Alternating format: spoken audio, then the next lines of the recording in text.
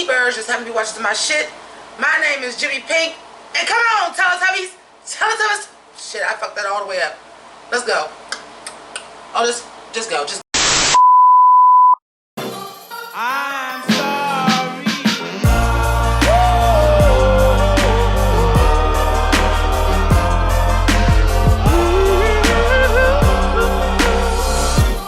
I'm sorry. So thank you for joining me so much for Season 2, Episode 2 of Camp Wannakiki. And I want to explain my costume a little bit because I felt like the judging was wrong based on a couple of things. So, out of this world, I immediately went to Sailor Moon. Even though Sailor Moon takes place on Earth, y'all know they are princesses from each thing. And I'm feeling like 2.0. Sailor Chibi Moon had a baby by a black dude. And we not pretty soldiers no more. We space cowboys. But any other way, I'm going to go ahead and take my gloves off because I'm going to need to get into this because welcome, hi, if you're new to my channel, we jump around like House of Pain. I do stream of consciousness. And I watched the episode twice. I watched it one time just to watch it, rewatched it a second time, taking notes. And I want to talk about the talent show first. And if y'all want to talk about the rest of it, it's fine. Y'all can leave after we talk about this. Here's what I had a problem with. I have a problem with Ivana and Barbara Wire being dinged for doing characters. And I gotta talk about this first because it is bothering me.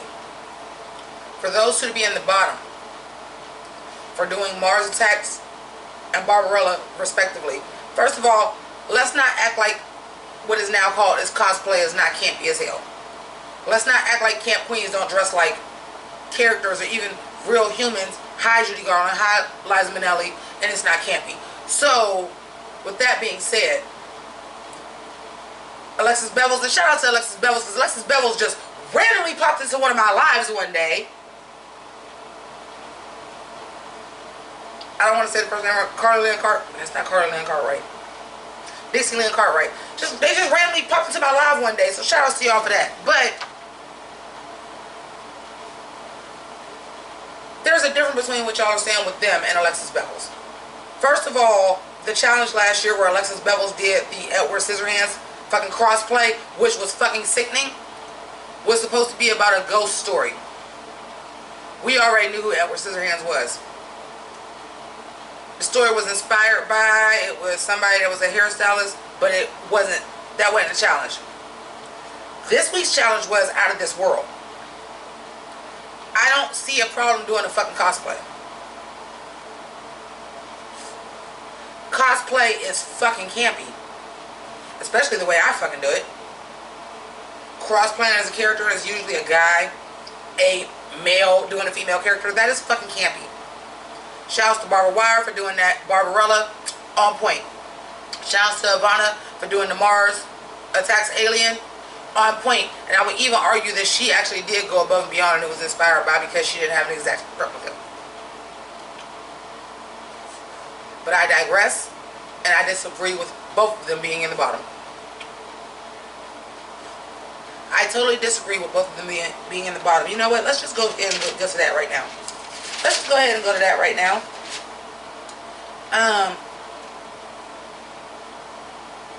Let's start with Miss Kitty Litter ATX. And did I not bring a drink? Oh, edit, cut.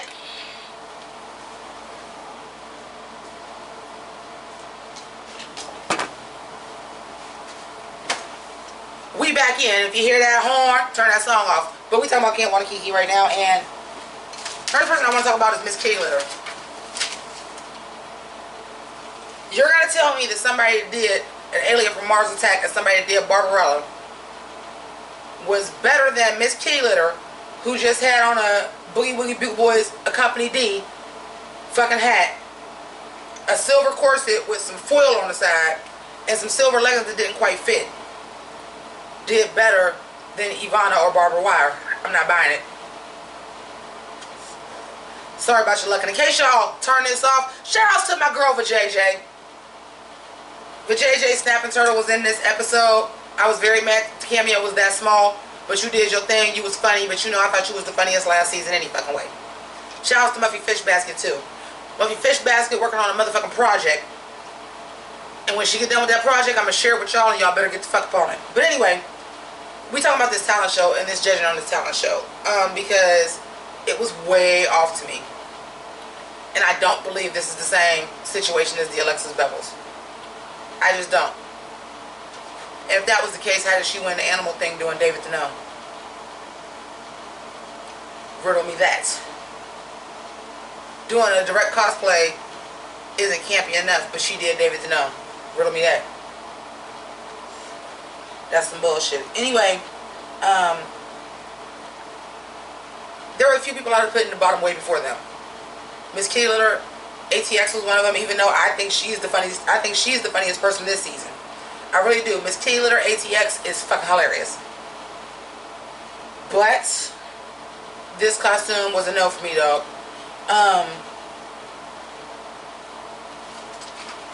Another person that I didn't love, even though I love her, is Coco Jim Holiday.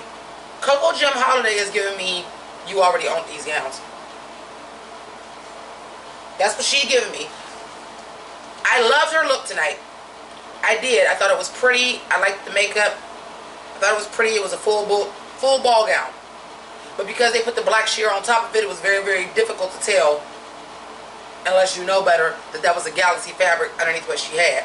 And because she had that face paint and the planets, I honestly believe when that galaxy shit was hot, you was in a pageant some goddamn where and you had that gown made with that galaxy print underneath it. I don't believe you made this for Camp Wannakiki. I ain't mad at it. I said that last week. I felt like that was a green lace gown she already had, and she worked that out. She did it this week too. But to me, that was pretty obvious. I wouldn't have minded if she was in the fucking bottom.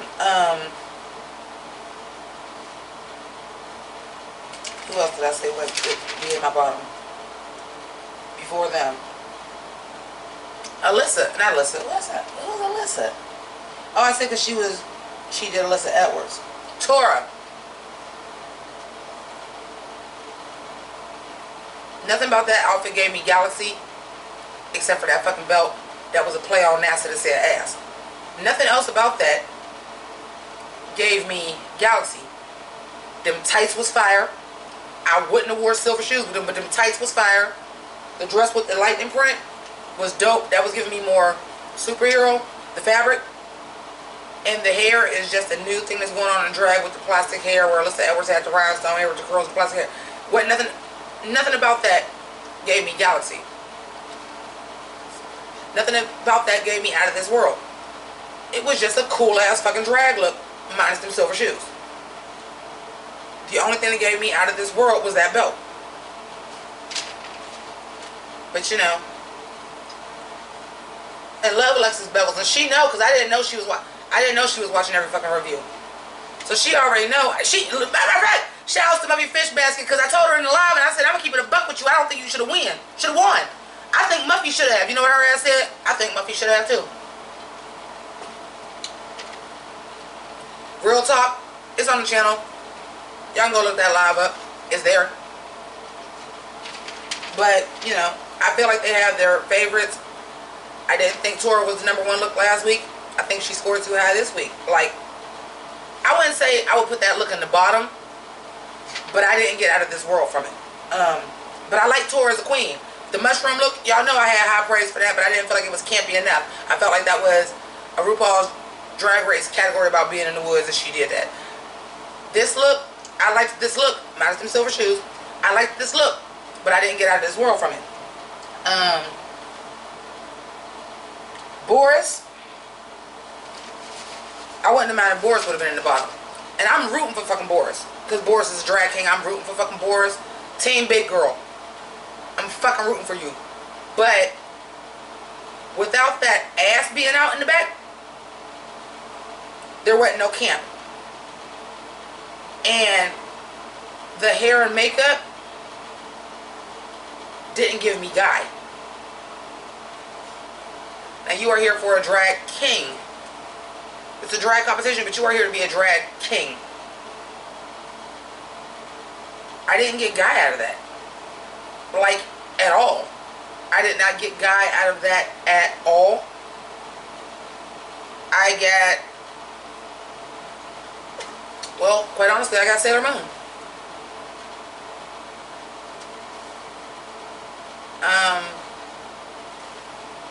Androgynous, but I didn't get guy.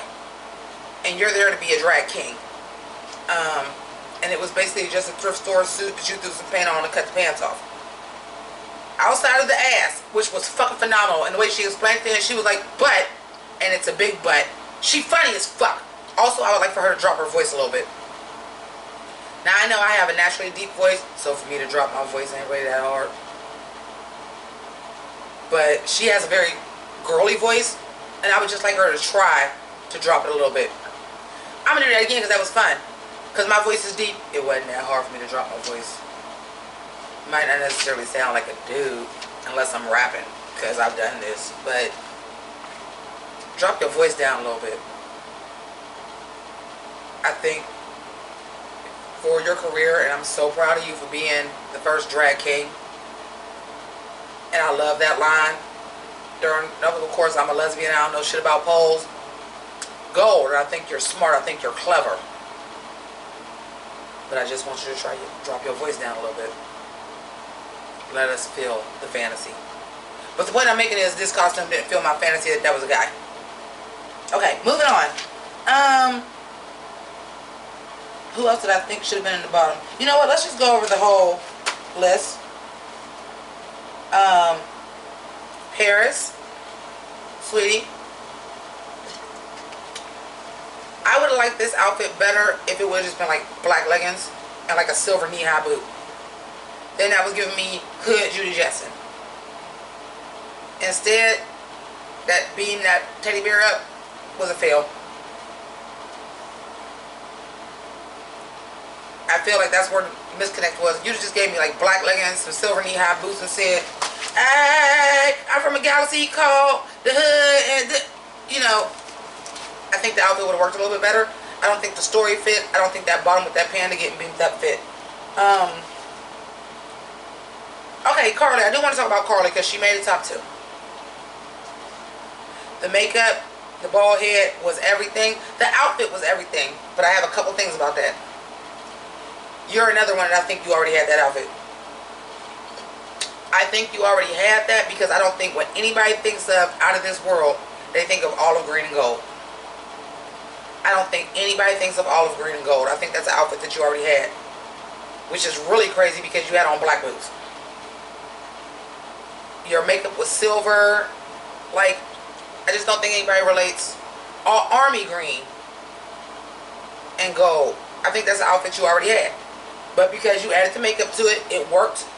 That fringe necklace, I want it today. And I heard you said you used to work for an amusement park. I bet you worked at Cedar Point for a summer. I bet you did. I want that necklace today. I know you live in Ohio, so did you get it from Ohio? Where can I get it? But the style of the outfit was a little alien. But I honestly believe you already had that costume. Or you borrowed it from somebody else and that's why the boots was black. Because that outfit was not giving me space. If you'd had on regular hair and makeup, that would not have read space at all. Oh, at all. But it looks good. The makeup was good. I don't know if I would have necessarily put you in the top 2, but you'd have definitely been safe. You'd have definitely been like the top 4. But I believe you already had that costume. Or, nope, I honestly believe you borrowed that costume from somebody. Because them black boots, I'm like, okay, even if the boots would have been gold, that gave me a little bit more. But then, like, the face makeup, like, didn't match the outfit. But, okay, moving on. Ivana, we already talked about that. Diana. The thing I liked about Diana's costume was the makeup.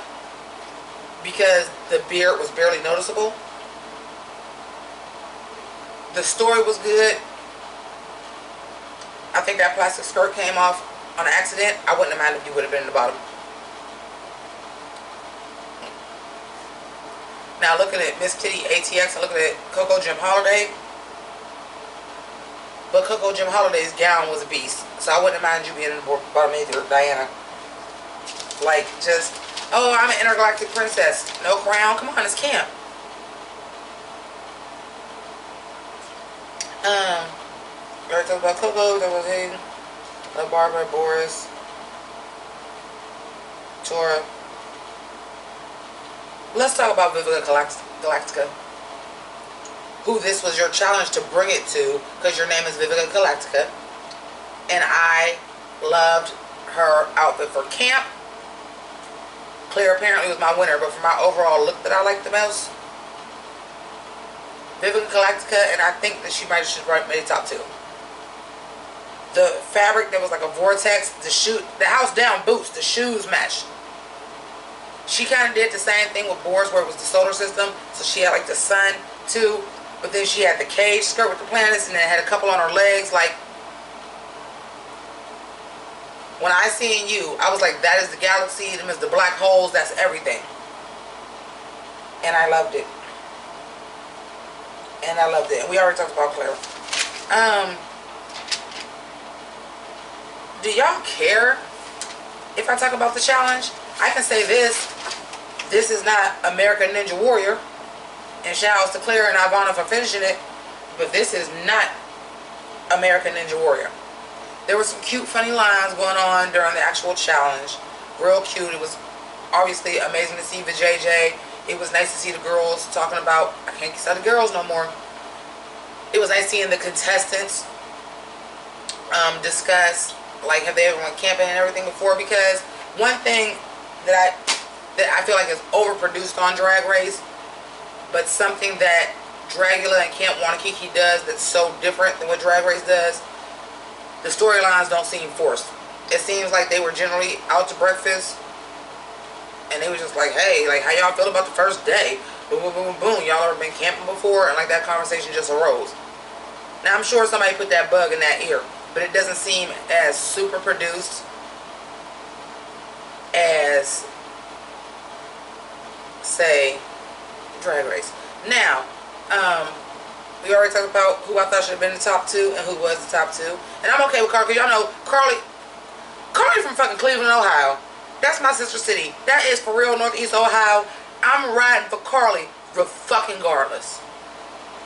I'm riding for Carly for fucking regardless. For fucking regardless. Even not godless. I rebuke you, Satan. But regardless. Because she from Cleveland. And she showed her ass today. And I was happy she had some funny lines. She, during the challenge. She did well during the challenge. She made top 2 today, even though it was a well done costume, but I did not get out of this world from it. I felt like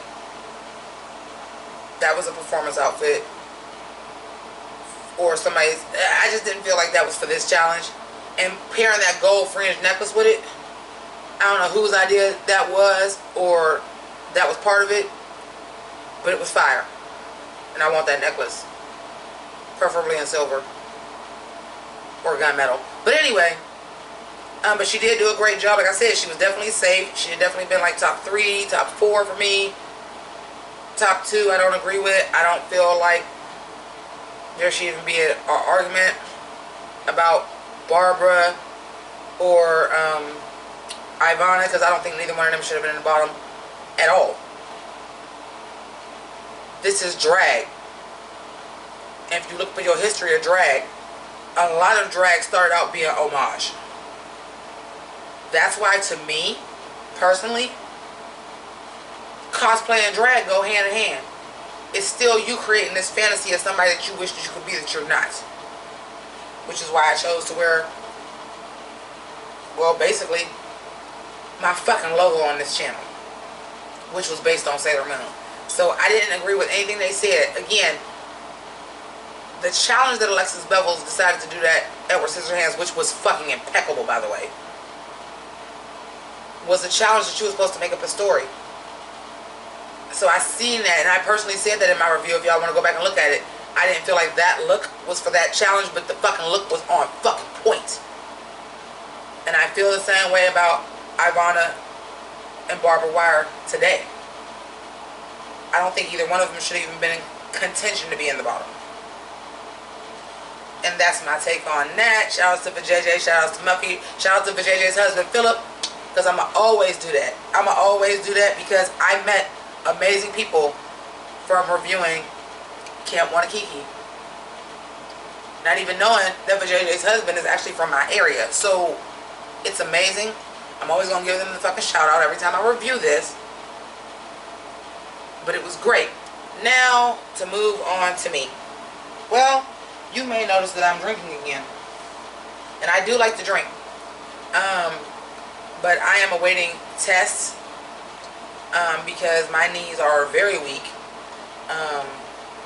I do have on tennis shoes right now, and it's not. I used to be able to review it and have on my costume for the whole time, but it's even a hard time for me to stand up and put on makeup. So I'm back on sick leave. As of right now, this is the second week, and they're not telling me shit. So there's no income coming in. So if you would please, Patreon, PayPal, and actually Cash App at Jimmy Pynk, Jimmy with an I, Pink with a Y, same way it's spelled here and everywhere else. I would greatly appreciate it because my ass is fucking broke. And they are fucking around on my sick leave, not sending the paperwork, all that shit. So even when I do get a paycheck, it might be fucking 3 weeks from now.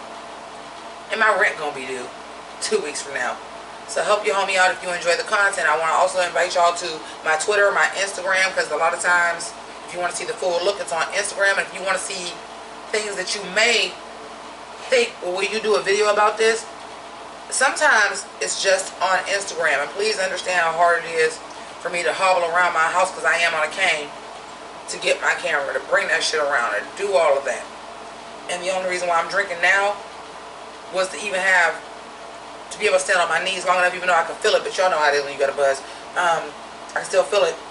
But even stand up long enough to put on the costume, to put on the lipstick, to go back and forth to the camera because it's that fucking serious right now.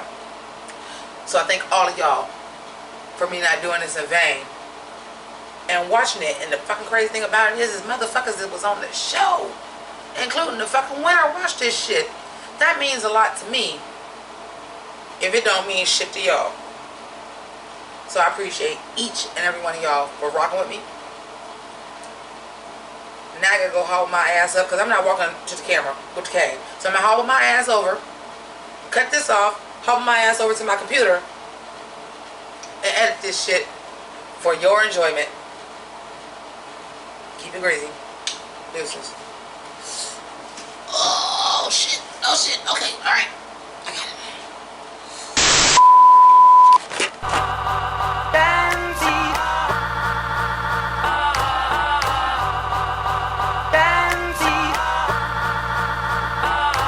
Hey yo, I dog these niggas like girl's best friend, right? Ren 1010, right? Haunted by my past, same shit, different mask like Scooby-Dooby-Doo. Where are you? But I spotted you out like Spud McKenzie.